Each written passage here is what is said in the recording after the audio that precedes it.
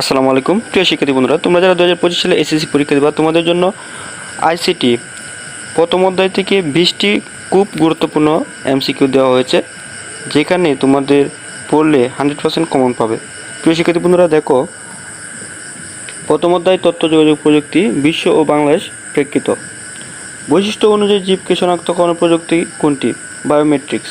মানুষের চিন্তা ভাবনাগুলো কম্পিউটারের মধ্যে রূপ দেওয়াকে কী বলে? কৃত্রিম বুদ্ধিমত্তা। বিভিন্ন জটিল রোগের কারণ আবিষ্কার কোন প্রযুক্তির কাজ করছে?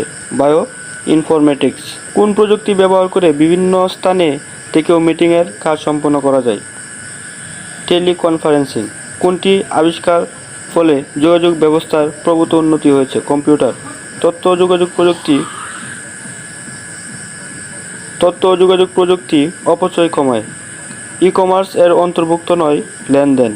কম্পিউটার সিমুলেশন প্রয়োগের ক্ষেত্র কোনটি? Virtual reality. কোনটি ভার্চুয়াল রিয়েলিটি ব্যবহৃত হয়?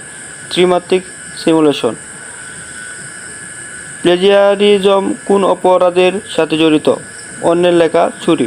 আউটসোর্সিং কি? ইন্টারনেট ভিত্তিক কাজ। অনুমতি ব্যতীত কম্পিউটারকে নেটওয়ার্কে প্রবেশ করে অন্য কম্পিউটার ব্যবহার করাকে কী বলে? হ্যাকিং। কর্মস্থানের জন্য বর্তমানে ঘরে বসে কাজ পাওয়া যায়, ইন্টারনেট সুবিধা নেওয়া যায়, বিভিন্ন ওয়েব সুবিধা পাওয়া যায়। 3টি। চাকরিজীবীদের কাছে ইন্টারনেট ব্যবস্থা জনপ্রিয় কারণ এ পদ্ধতিতে যাতায়াত খরচ কম হয়, অতিরিক্ত উপার্জন করা যায়, সময় সাশ্রয় হয়। নিচের কোনটি? 1 ও 2। যাতায়াত খরচ কম, অতিরিক্ত উপার্জন করা যায়। বাস্তব নয় কিন্তু বাস্তবের চেতনা উদ্বেগকারী বিজ্ঞানভিত্তিক পরিকল্পনাকে কী বলে? Virtual reality. কোন তত্ত্বের উপর ভার্চুয়াল রিয়েলিটি প্রতিষ্ঠিত? সিমুলেশন তত্ত্ব।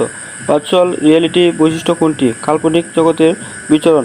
ক্রায়োসার্জারি ব্যবহৃত প্রধান উপাদান নাইট্রোজেন। সাধারণত ভার্চুয়াল রিয়েলিটি পরিবেশ হলো। প্রিয় শিক্ষার্থী বন্ধুরা, এই হলো তোমাদের 20টি এমসিকিউ, যা থেকে তোমাদেরকে 100% কমন পাবে, এবং প্রত্যেকটি অধ্যায়ে আমাদের এভাবে পিডিএফ সাজেশন তৈরি হয়েছে। যার লাগবে অবশ্যই ইনবক্স করবে, সাথে সাথে পেয়ে যাবে।